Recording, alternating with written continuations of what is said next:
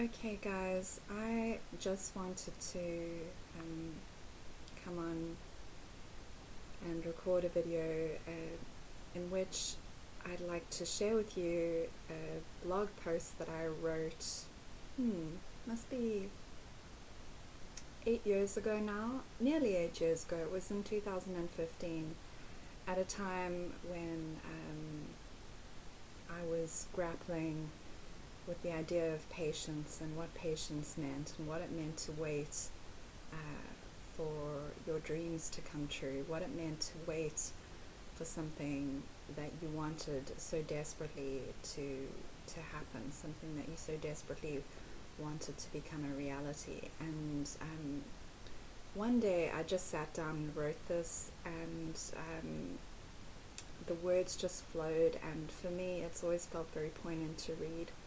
And I wanted to share it with you in case these thoughts resonate with some of you and are helpful to you in the way that they were for me, and in the way that they still are every time I read this post. I personally am very proud of this post. For me, the thoughts flow very freely and lyrically, and I hope that you enjoy this. So I'm going to read it for you. I'm not going to show my face for this video, to be perfectly honest. It's 8:30 at night. I don't have any makeup on, and my hair is a little bit of a mess, and I'm just relaxing at home.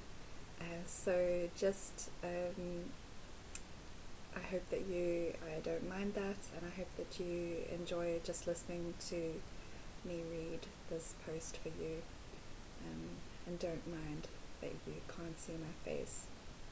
So this post is called Patience.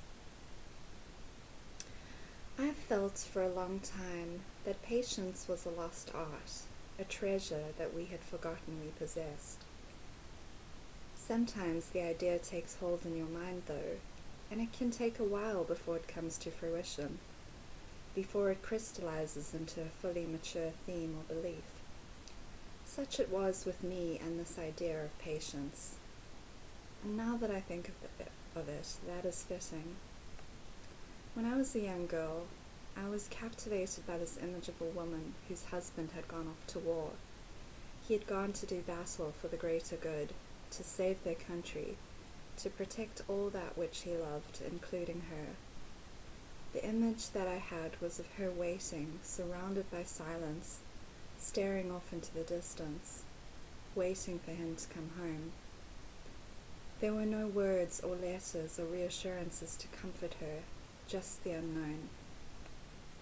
She simply had to keep faith and have patience. That was all there was. Somewhere inside she knew that he would come back to her, that no news was good news, and she allowed this to be enough.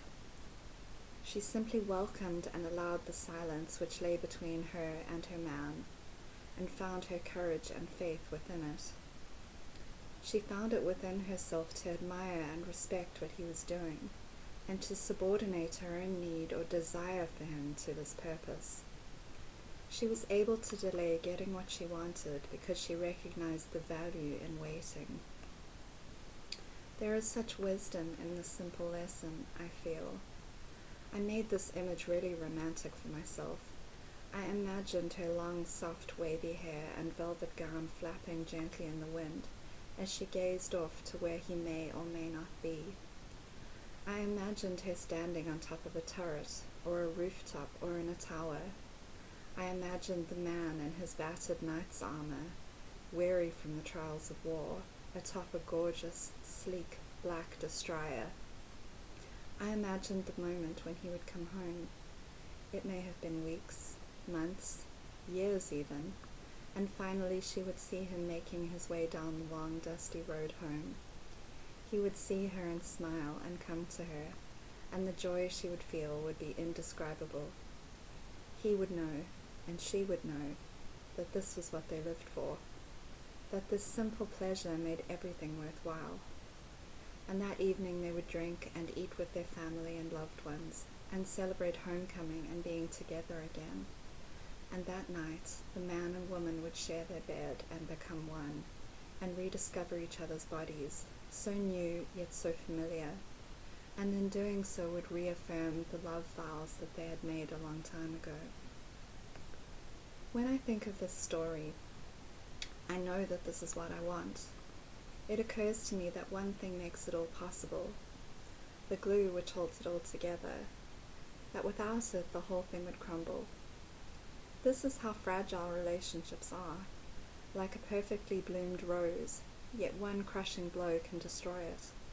And this one thing, this glue, is patience. Patience is both the delicate hand that gently tends the rose and the strong thorny stem which provides its foundation. Why do I call patience the lost art? Well, I believe that timing is the mysterious force which guides the universe, the alchemy which allows magic to happen. So many things need timing to become clear, to grow, to be ready. There is a saying that patience makes a perfect work. With time and patience, all things are possible.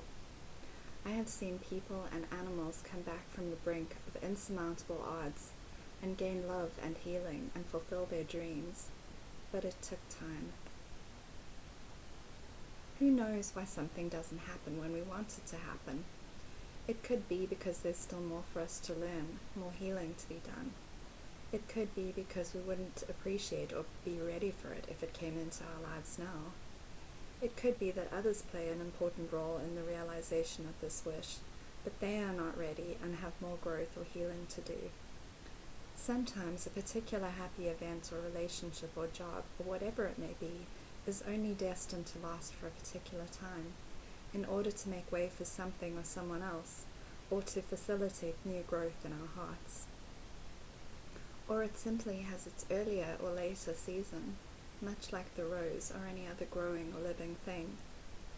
Aside from all these reasons, patience can exist for its own sake. It has its own kind of beauty. There is a refinement and grace, a gentle acceptance that only patience can bring.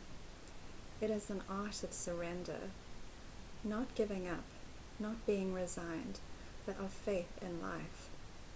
I like to think of it as anticipation. You can feel the joy and excitement coming, but you don't know when. You have hope, and hope is what sustains you. It rises like a song within you. You trust, you know, you nourish a smile, and you're not even sure why until the day that you know. I have no idea what my life will bring, or when it will bring it, but I cannot wait for any of it. I can't wait to be surprised.